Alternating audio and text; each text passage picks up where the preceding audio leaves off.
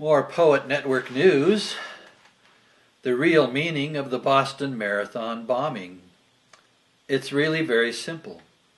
The Boston Marathon bombing taught one very important lesson, which the congressional idiots and the media idiots seem to be too stupid to get. After increasing in size our internal security apparatus more than 20-fold since 9/11, we still can't stop these things from happening. Homeland Security and all the other superintelligence government and private companies could not anticipate and corral a couple of amateur bombers who were clearly on the radar. We didn't get smarter, we got dumber.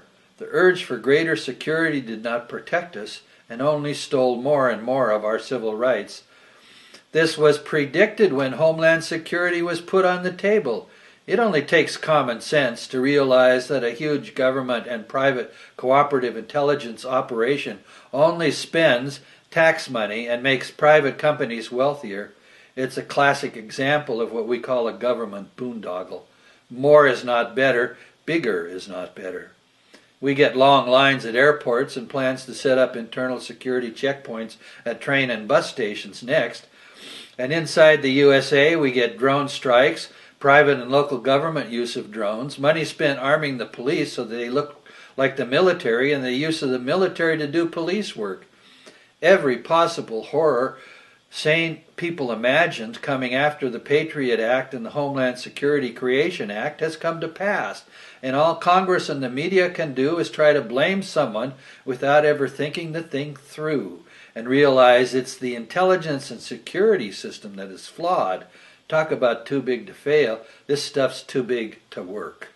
Everyone who could had their finger in the tax pie, and this didn't help at all. It won't happen the next time either, and make no mistake, there will be a next time. What's our basic problem? It's the hugely vain belief that we can make the world safe from violence and criminal acts. Give us more money and power and we'll make you safe, they say. Even near history shows this can't be true. We can't even handle our drug and alcohol problems. How the F.K. are we going to handle homegrown, disgruntled individuals with access to internet for all the gun and bomb toys they want to have? We lose 20 children to gun violence and can't even get the start of reforming legislation. How are they going to keep us safe from anyone unhappy enough to make bombs? That belief is our shared insanity. We can't stop people from dying on our highways and with drunk drivers. How the F are we going to stop lone gunmen and bombers?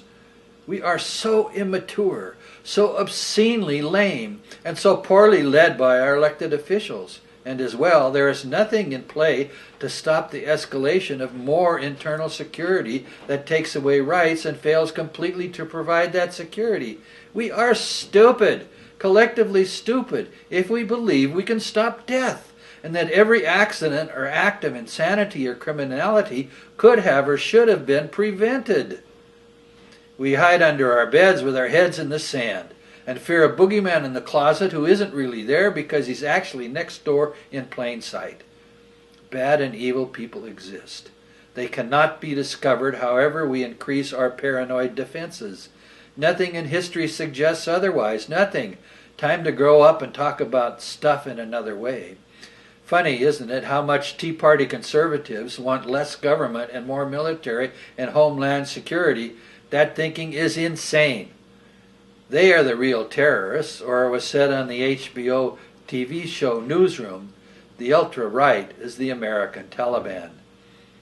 If you watch that, and you can do that by just Googling Newsroom and American Taliban, and you will see something that will blow your socks off.